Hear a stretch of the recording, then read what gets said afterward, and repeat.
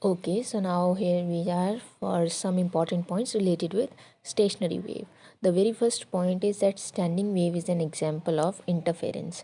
Okay, so interference, you can relate it with the term interfere. Okay, so if we talk about nodes, so that is the destructive interference. Okay, so interference is like a huge topic, huge saying separate topic, right, जो कि हम conquer करेंगे बाद में.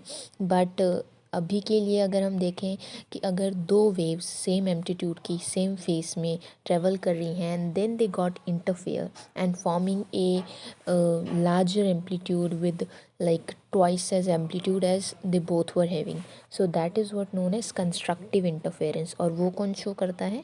Anti node. And वहीं अगर दो waves हैं वो बिल्कुल their wave difference is pi, like 180 degree का आपका डिफरेंस है. अगर आपकी जो वेव है वो पॉजिटिव की तरफ है पहली, ठीक है, and then moving to downwards then upwards, so जो दूसरी वेव है वो पहले से ही नेगेटिव डायरेक्शन से शुरू होती है. And then if we will be interfering them, so it will be a destructive interference because the answer would be zero. So nodes means destructive interference and anti nodes means constructive interference. Coming next, if you are asked with maximum amplitude divided by minimum amplitude, that is what known है standing wave ratio. Okay, सो आप कैसे निकालेंगे कि अगर आप कोई दो waves देखते हैं तो एक उसमें से इंसिडेंट वेव रहती है एंड जो फिर रिफ्लेक्ट होके जाएगी वो रिफ्लेक्टिव वेव रहेगी, right. So so if we are given with the amplitude of incident ray or the wave and the amplitude of reflected ray or wave, so A max will be the sum of both the amplitude and A minimum will be the subtraction of both the difference of both the amplitudes, right. And this is what known as, अगर A max upon A minimum करते हैं तो standing wave ratio होता है. Okay, so now how does the question appears? Question ऐसे आता है कि अगर 100% रिफ्लेक्शन हो जाता है तो आपका SWR that is standing wave ratio क्या होता है.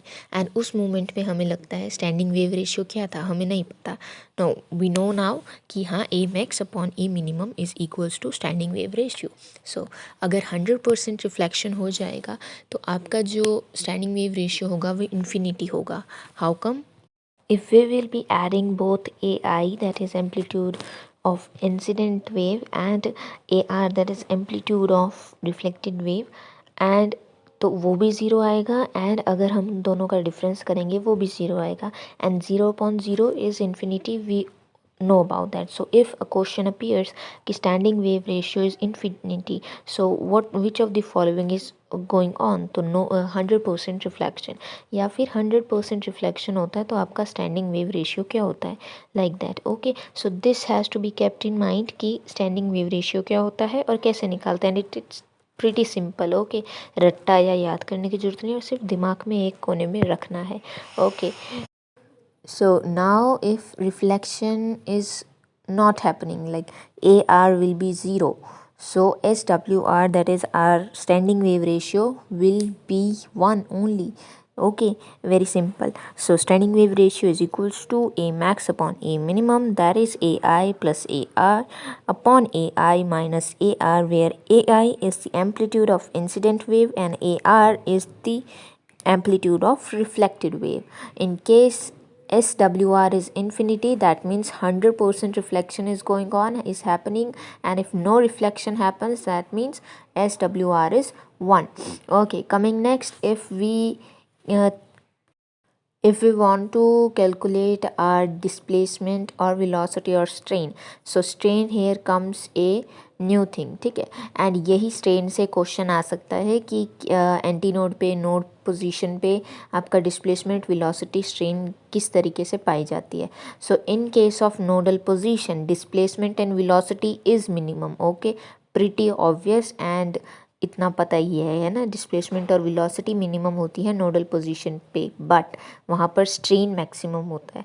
ओके, एंड अगर एंटी नोड की बात की जाए तो वहाँ displacement and velocity both are maximum but the strain is minimum. Okay, if we come next is कि अगर आपकी कोई वेव रियल सरफेस पे रिफ्लेक्ट हो रही है तो कोई कुछ अमाउंट ऑफ एनर्जी जो है वो सरफेस के द्वारा ही एब्जॉर्ब कर ली जाती है।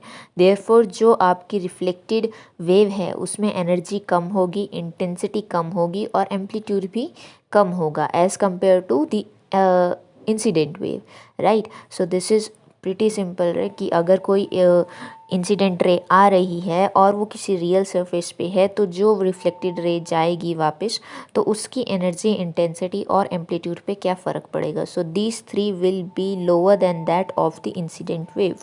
सो next if we point out is अभी इंटेंसिटी, एम्पलीट्यूड, इन दोनों का जो रिलेशन है वो बाद में इलेबोरेट करके भी पढ़ा जाएगा, बट इस मोमेंट के लिए जो सिंपल क्वेश्चन आ सकता है वो ये है कि इंटेंसिटी जो होती है एक ट्रैवलिंग वेव की वो डायरेक्टली प्रोपोर्शनल होती है उसके एम्पलीट्यूड के स्क्वायर के साथ।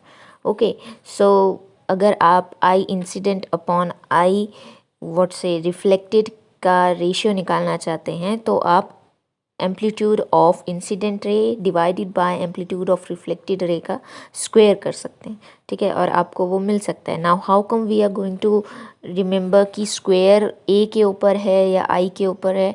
सो it is pretty simple, like I में एक ही वर्टिकल लाइन है, okay, so there will be no square, but A में दो वर्टिकल लाइन्स है, ओके, सो उसके ऊपर स्क्वायर आएगा। Okay, so this is a very simple सा या कह सकते हैं फालतू पॉइंट, बट हम भूल जाते हैं कि आई के ऊपर स्क्वायर आना था कि ए के ऊपर स्क्वायर आना था, हालांकि हमें ये याद रहता है कि I is directly proportional to A. Okay, coming to the last point will be कि नोट्स जो हैं वो परमानेंटली एट रेस्ट होते हैं, सो देयरफॉर वहाँ पर कोई एनर्जी ट्रांसमिट नहीं होती है, लाइक जो एनर्जी एक रीजन में कन्फाइंड है वही रहती है, एंड आपकी जो काइनेटिक एनर्जी है वो मैक्सिमम होती है मीन पोजीशन पे, एंड पोटेंशियल एनर्जी जो है वो मिनिमम होती है मीन पोजीशन पे। वाइल जब आपका जो पार्टिकल है वो एक्सट्रीम पोजीशन पे होता है तो काइनेटिक एनर्जी मिनिमम होती है and elastic potential energy maximum होती है। So here we comes towards the end of this particular video. Now we will be studying about closed organ pipe and open organ pipe in the next video, and I know very well कि वो बहुत confusing चीज़ है. I will try my best to make it easy. Bye bye.